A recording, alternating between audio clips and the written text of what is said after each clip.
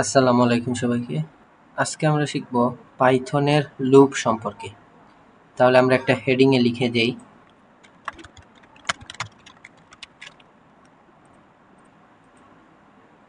আমরা জানি যে পাইথনে দুইটা ইম্পর্টেন্ট লুপ আছে।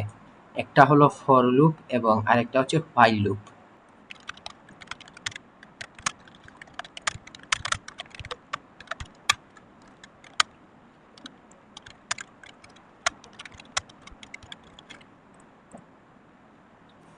তাহলে আমরা সর্বপ্রথম এই ফর লুপ সম্পর্কে জানব। আমরা একটা উদাহরণ নেই। প্রথমে আমরা একটা ভেরিয়েবল নিলাম ল্যাপটপ এবং তাতে আমরা একটা ইনপুট নিতে চাই। আমরা লিখলাম input enter the price of laptop. এখন যেহেতু এই প্রাইসটা হলো ইন্টিজার, তাই অবশ্যই আমাদের এটাকে ইন্টিজারে টাইপ কাস্টিং করে দিতে হবে, কারণ আমরা জানি যে ইনপুট ফাংশন ব্যবহার করলে পাইথন সবসময় স্ট্রিং ইনপুট নেয়। তাই আমরা বলে দিচ্ছি যে আমরা যে ইনপুট নিতেছি সেটা হচ্ছে ইন্টিজার। এখন এই সেম কাজটা যদি আমরা 5 বার করতে চাই,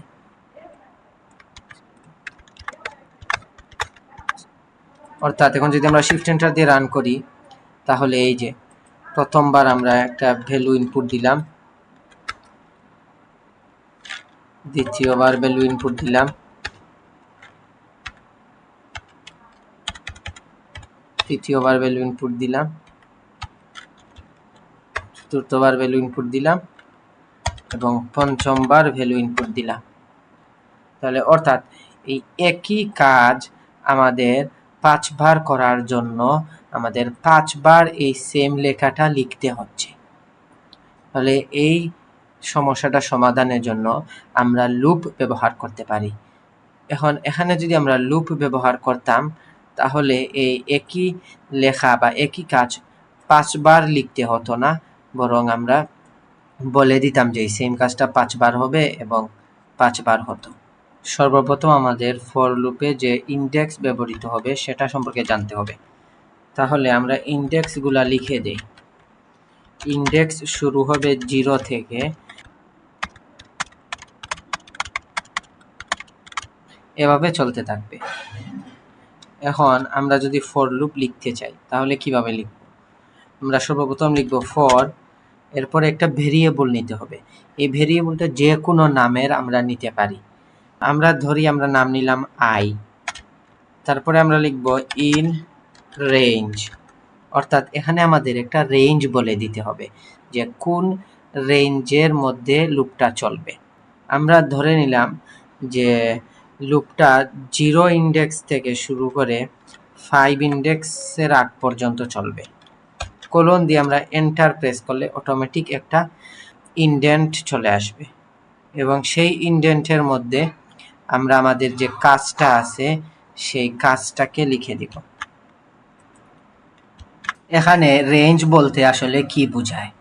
এই রেঞ্জ দ্বারা মূলত আই এর ভ্যালু এবং এই লুপটা কতবার চলবে সেটা বোঝায়।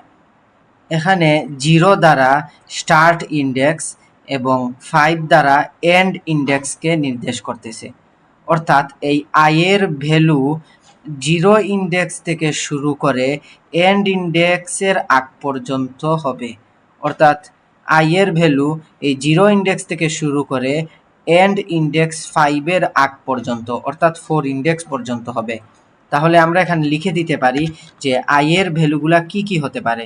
0 ইন্ডেক্স থেকে শুরু করে 1 2 3 4, অর্থাৎ এন্ড ইন্ডেক্স 5 এর আগ পর্যন্ত হতে পারে। এবং এখানে আই এর মোট ভ্যালু আছে কতটা সেটা আমরা গুনে দেখব, যে এখানে মোট ভ্যালু আছে 5টা, অর্থাৎ এই লুপটা চলবে মোট 5 বার। যদি আমরা এটা রান করি তাহলে এই প্রথমবার চললো। আমরা ধরি price of laptop 2, price of laptop 3, price of laptop 4, price of laptop 5 এবং প্রাইস অফ ল্যাপটপ 6। এই যে আমাদের এই লুপটা 5 বার চলেছে। এখন এই ফর লুপের রেঞ্জ লেখার মোট সিস্টেম আছে 3টা। আমরা এখানে এই প্রথম সিস্টেমটা তো দেখে নিলাম যে এখানে রেঞ্জ কোথা থেকে শুরু হবে সেই শুরুর ইন্ডেক্স বলা আছে এবং যে এন্ড ইন্ডেক্সের আগ পর্যন্ত আমাদের রেঞ্জটা হবে। আরেকটা সিস্টেম হলো এই সেম জিনিসটা যদি আমরা কপি করে দেখাতে চাই যে এখানে ফর আই ইন রেঞ্জ আমরা যদি এখানে যেমন 1 থেকে শুরু করে 5 ইন্ডেক্সের আগ পর্যন্ত হবে আই এর মান, এবং আমরা যদি একটা স্টেপ দিয়ে দেই যেমন স্টেপ 2, এর মানে কি? এর মানে হলো 1 ইন্ডেক্স থেকে শুরু করে 5 ইন্ডেক্সের আগ পর্যন্ত অর্থাৎ 4 ইন্ডেক্স পর্যন্ত চলবে, এবং এই স্টেপ 2 থাকার মানে হলো যে 2 ঘর করে করে আগাবে, অর্থাৎ এখানে প্রথমে 1 তারপরে 1 গড় 2 গড় অর্থাৎ 3 এ যাবে, এবং এরপর 1 গড় 2 গড় আর যেতে পারবে না অর্থাৎ 1 এবং 3, অর্থাৎ আই এর মান হতে পারবে এখানে 1 এবং 3, অর্থাৎ লুপ চলবে মোট 2 বার। এখানে আমরা যেটা যদি রান করি তাহলে এই যে একবার চললো, যেমন আমরা একটা ভ্যালু দিলাম এবং 2 নম্বর বার চললো এবং এই শেষ, আমাদের কোড এক্সিকিউটেড হয়ে গেছে।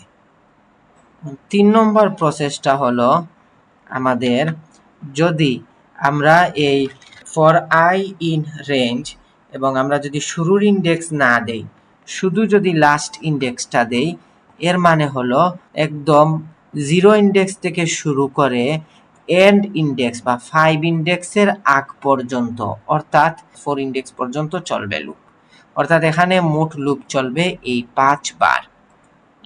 আমরা যদি রান করি তাহলে বিষয়টা বুঝতে পারবো। যেমন একটা ভ্যালু দিলাম, ভ্যালু দিলাম, ভ্যালু দিলাম, ভ্যালু দিলাম, অর্থাৎ এখানে দেখা যাচ্ছে যে এই লুপ চলেছে মোট 5 বার। অর্থাৎ আমরা এখানে দেখতে পাচ্ছি যে আগে প্রথমে আমাদের সমস্যাটা ছিল যে সেম লেখাটা আমাদের বারবার লিখতে হচ্ছিল, কিন্তু এখানে আমাদের মাত্র 2 লাইনের কোডেই কিন্তু হয়ে গেছে। আমাদের এই লেখাটাকে 5 বার রান করতে চাইলে 5 বার লিখতে হচ্ছে না, বা এই লাইনটাকে 100 বার রান করতে চাইলে এখানে শুধু 100 দিয়ে দিলেই হবে, আমাদের এই লাইনটাকে আর 100 বার লিখতে হবে না। এখন আমরা যদি একটা লিস্ট থেকে তার এলিমেন্টগুলা অ্যাক্সেস করতে চাই তাহলে কিভাবে করতে পারি?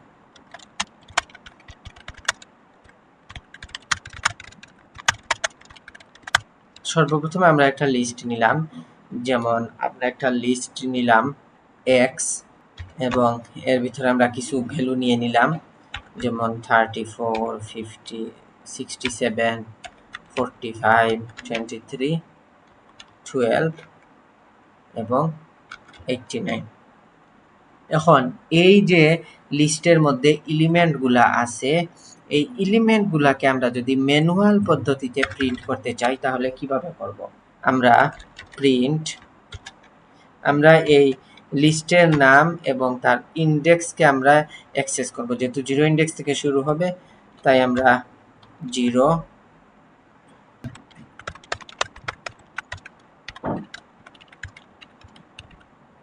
এখানে আমাদের ইন্ডেক্স আছে 0, 1, 2, 3, 4 এবং 5, এখানে 5 পর্যন্ত যাবে। এখন যদি আমরা রান করি তাহলে এই যে আমাদের সবগুলা ভ্যালু কিন্তু প্রিন্ট হচ্ছে, অর্থাৎ এখানে এই লিস্টের প্রত্যেকটা এলিমেন্ট আমাদের অ্যাক্সেস করতে চাইলে আমাদের এভাবে ম্যানুয়ালি সবগুলা লিখে অ্যাক্সেস করতে হচ্ছে। কিন্তু আমরা এখানে লিস্টের এলিমেন্ট যদি থাকতো 100টা 200টা তাহলে আমাদের এই 100 বার বা 200 বার এই কথাটা লিখতে হতো, লিখে লিখে অ্যাক্সেস করতে হতো। তো আমরা যদি এখানে লুপ ইউজ করি, আমরা যদি এই সেম কাজটার জন্য আমরা যদি ফর লুপ ইউজ করি তাহলে কিন্তু বিষয়টা সহজ হয়ে যাবে, আমরা 2 লাইনেই এটা লিখে শেষ করতে পারবো। যেমন আমরা যদি লুপ দিয়ে করতে চাই তাহলে সর্বপ্রথম আমাদের লিখতে হবে ফর, আমরা একটা ভেরিয়েবলের নাম নিব, যেমন আমরা একটা ভেরিয়েবল নিলাম নাম এবং তারপর লিখব ইন, এবং আমাদের যে লিস্টের যে নাম সেই নামটা এখানে লিখতে হবে x, কলন দিয়ে এন্টার দিব, এবং তারপর আমাদের যে আমরা যে কাজটি করতে চাই তা প্রিন্ট করতে চাই সেটা এখানে পেস্ট করে দিব। এবং এখানে আমাদের কিভাবে কাজটা হচ্ছে, এখানে আমাদের এই এক্স লিস্ট থেকে এলিমেন্টগুলা বের হয়ে হয়ে এই নাম ভেরিয়েবলের মধ্যে সেভ হচ্ছে। তাহলে আমরা এই নামটাকে প্রিন্ট করে দিলেই হবে। এখন আমরা যদি রান করি তাহলে এই যে আমরা সবগুলা ভ্যালু পেয়ে যাচ্ছি। অর্থাৎ এই এক্স হচ্ছে লিস্ট, এই লিস্ট থেকে প্রত্যেকটা এলিমেন্ট বের হয়ে হয়ে এই নাম ভেরিয়েবলের মধ্যে সেভ হচ্ছে, আমরা এই নাম ভেরিয়েবলটা প্রিন্ট করে দিচ্ছি। এখন আমরা যদি চাই যে এই লিস্টের এলিমেন্টগুলা অ্যাক্সেস করার সাথে সাথে তাদের ইন্ডেক্সগুলাকেও যদি আমরা অ্যাক্সেস করতে চাই তাহলে কিভাবে করব? তাহলে আমরা এটা লিখে দিই।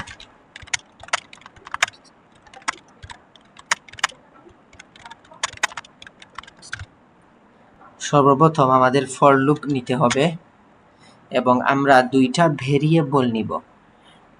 একটাতে আমরা ইন্ডেক্স সেভ করব এবং আরেকটাতে আমরা এলিমেন্টগুলাকে সেভ করব। ধরি ইন্ডেক্স সেভ করব ইন্ডেক্স ভেরিয়েবলে এবং এলিমেন্টগুলা সেভ করব ভ্যালু এই ভেরিয়েবলে।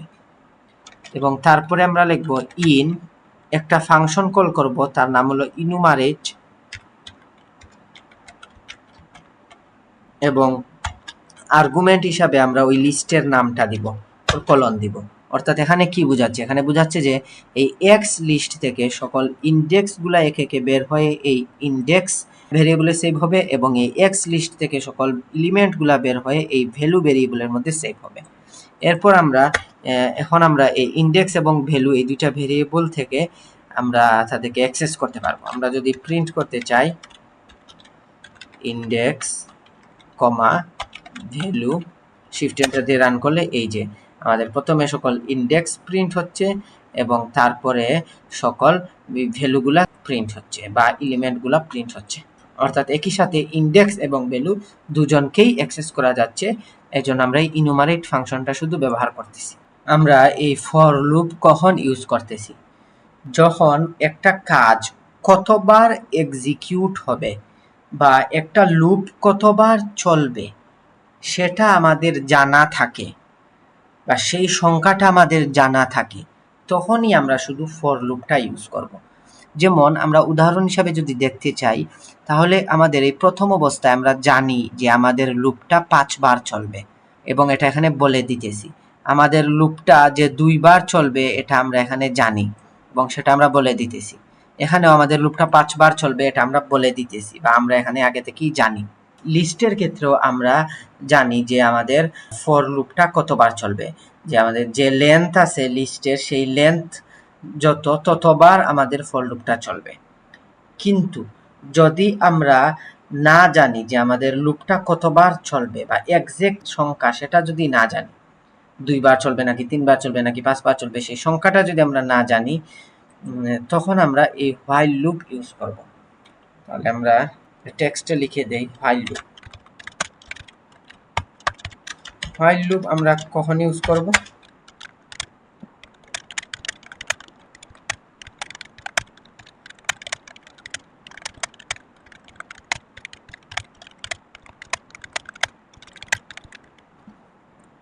হোয়াইল লুপ আমরা কিভাবে লিখব?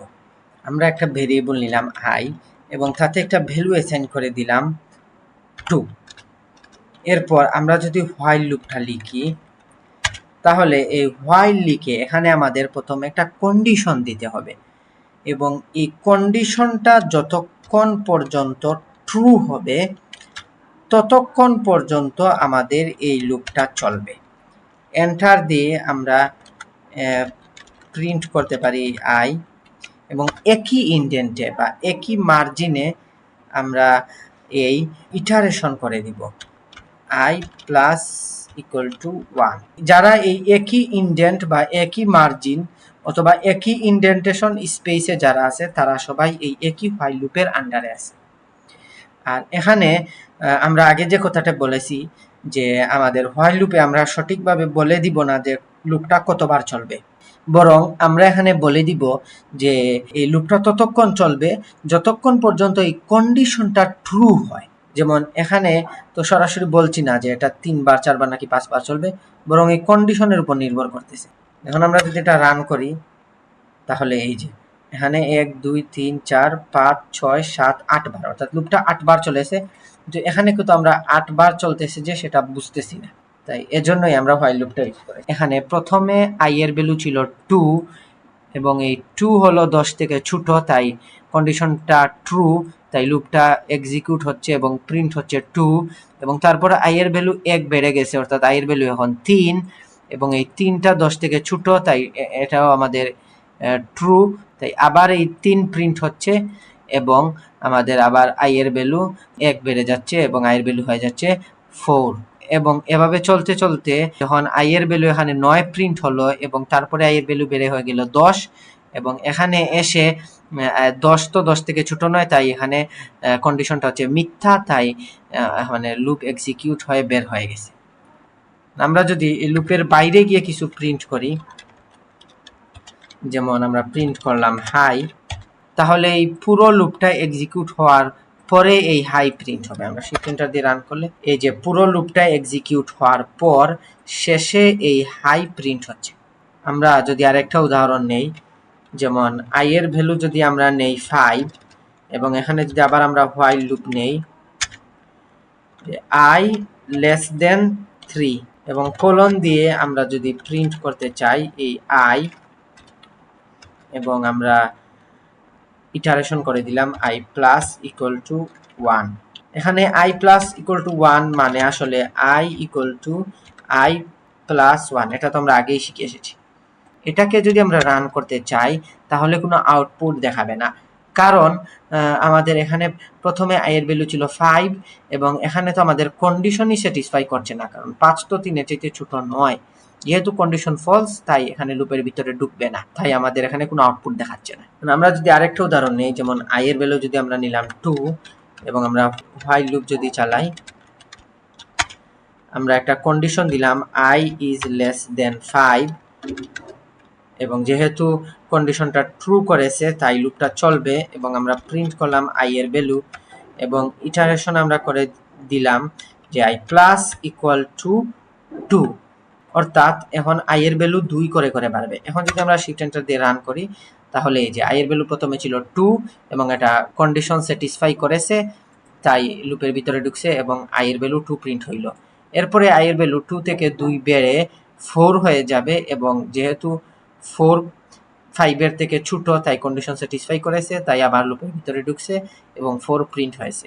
তারপরে i এর ভ্যালু 4 থেকে বেড়ে আমাদের 6 হয়ে যাবে, এবং 6 যেহেতু 5 এর থেকে ছোট নয় বা কন্ডিশন ফলস, তাই এই লুপের ভিতরে আর ঢুকবে না এবং লুপ থেকে বের হয়ে যাবে বা কোড এক্সিকিউট হওয়া শেষ হয়ে যাবে বা থেমে যাবে। এই ছিল আমাদের পাইথনের লুপ। ধন্যবাদ সবাইকে। আসসালামু আলাইকুম। দেখা হবে নেক্সট ক্লাসে।